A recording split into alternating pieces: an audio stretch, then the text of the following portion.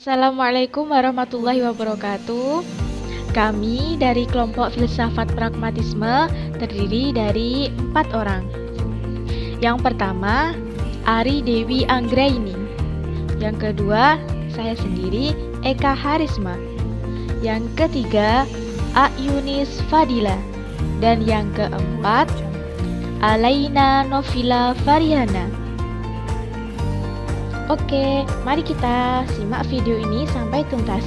Jangan lupa like and share.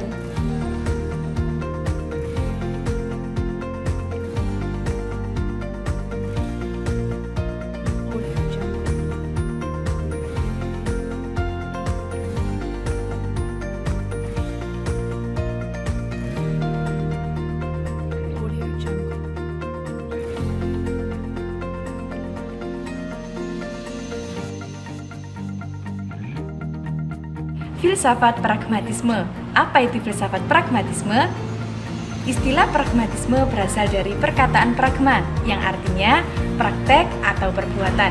Maksudnya bahwa segala sesuatu tergantung dari hubungannya dengan apa yang dilakukan.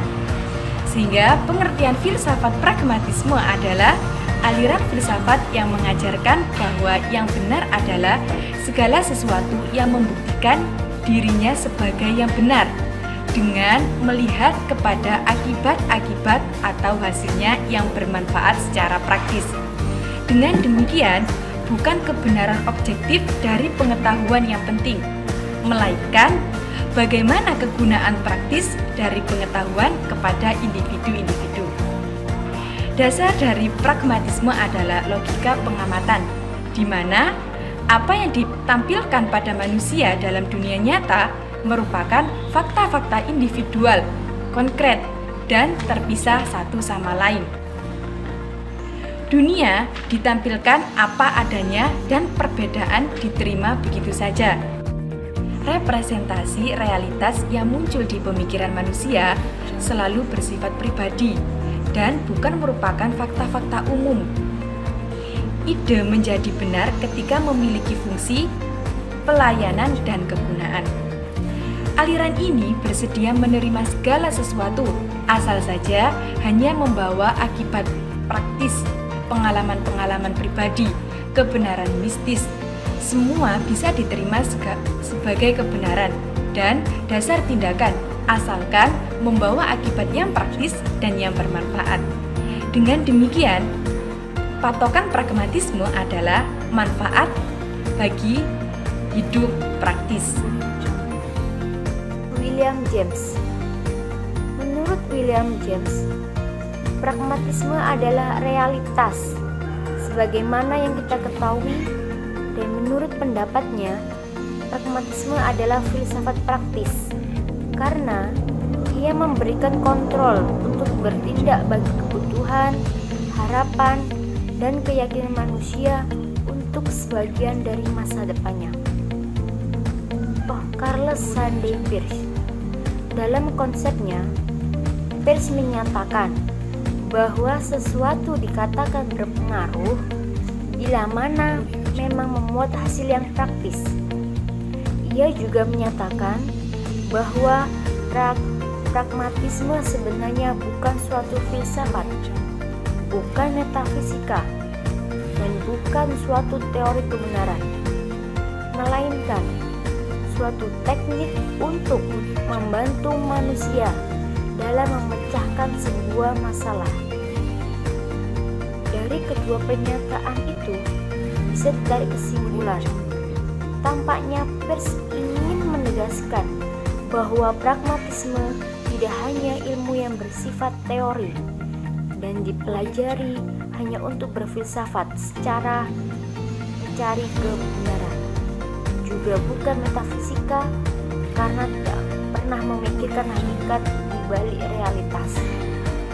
Tetapi konsep pragmatisme lebih cenderung pada tatanan ilmu praktis untuk membantu suatu persoalan yang dihadapi setiap manusia. Tokoh yang ketiga adalah John Dewey. John Dewey juga dikenal sebagai kritikus sosial dan pemikir dalam dunia pendidikan yang mengistilahkan bahwa pragmatisme harus cakap dalam hal urusan hukum. Menurut Dewey, filsafat bertujuan untuk memperbaiki kehidupan manusia serta lingkungannya. Dewey juga menekankan pengalaman dalam instrumentalisme, sehingga filsafat harus disandingkan dengan pengalaman serta pemikiran yang aktif dan kritis. Menurut Dewey, tidak ada sesuatu yang tepat sebagaimana manusia juga senantiasa bergerak dan berubah. Menurut Dewey, manusia itu hidup dalam dunia yang masih belum selesai penciptaannya, sehingga Dewey menganggap ada 3 aspek yang dalam instrumentalisme tersebut terbukti, yakni yang pertama, temporalisme, di mana ada kemampuan gerak dan kemajuan nyata dalam waktu. Yang kedua, futurisme, yakni melihat hari esok dan tidak ada hari kemarin. Yang ketiga, milionarisme, di mana sebuah pandangan yang menyatakan bahwa dunia dapat diubah dengan tenaga manusia. Menurut Dewey, sikap dan pandangan demokrasi merupakan filsafat pendidikan. Baginya, demokrasi merupakan hal yang esensial, karena demokrasi itu bukan hanya aturan-aturan, tetapi sebagai way of life.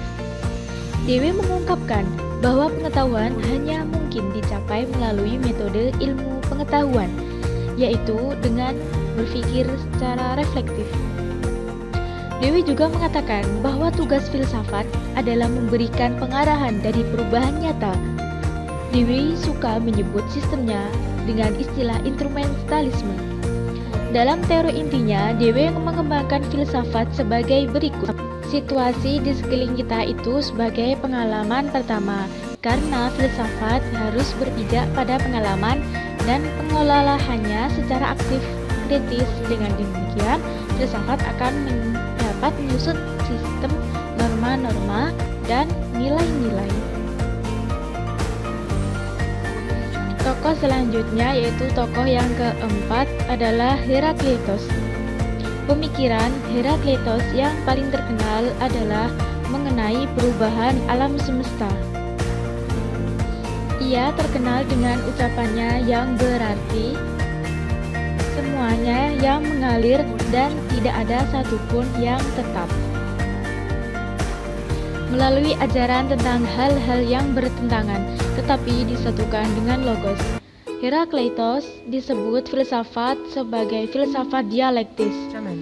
Herakleitos disebut filsafat dialektis yang pertama dalam sejarah filsafat. Ia menyatakan bahwa tiada yang betul-betul ada, semuanya menjadi perubahan adalah prinsip utama realitas. Realitas dilukiskan seperti sungai yang terus mengalir deras. Seseorang tidak akan turun kedua kalinya dalam arus sungai yang sama. Realitas selalu ada dalam suatu proses sebagaimana yang telah diyakini. Oke, yang selanjutnya adalah karakteristik atau ciri-ciri dari pragmatisme. Yang pertama adalah memusatkan perhatian pada hal-hal dalam jangkauan pengalaman indera manusia.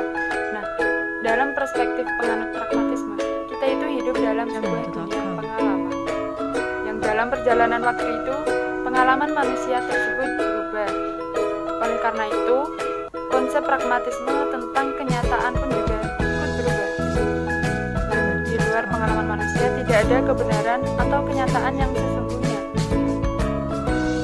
Dengan demikian, penganut pragmatisme itu menolak pemikiran metafisika, karena bagi mereka itu tidak ada hal yang absolut, tidak ada prinsip a priori atau hukum alam yang tidak berubah. Kenyataan itu bukanlah sesuatu yang abstrak, tetapi sebagai sebuah pengalaman transaksional yang terus-menerus berubah. Jadi artinya itu tentang apa yang nyata di hari ini dan tidak nyata di hari esok. Karena kenyataan itu tidak bisa dipisahkan dari pengalaman.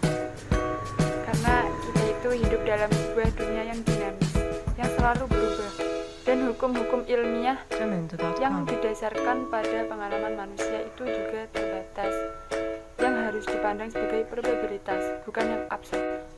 Yang kedua, apa yang dipandang benar adalah apa yang berguna atau berfungsi bagi kehidupan nyata. Pada dasarnya pragmatisme itu adalah sebuah pemikiran yang epistemologis. Menurut kaum pragmatis, pengetahuan itu berakar pada pengalaman. Nah, manusia itu mempunyai pemikiran yang aktif dan eksploratif, bukan yang pasif dan reseptif.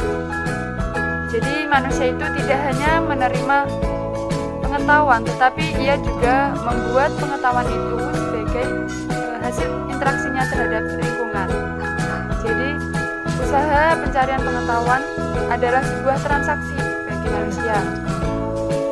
Jadi manusia itu ketika manusia berbuat terhadap lingkungan, kemudian manusia itu ya harus mengalami konsekuensi-konsekuensi tertentu. Selain itu, manusia itu juga belajar dari pengalaman transaksionalnya dengan dunia di sekelilingnya.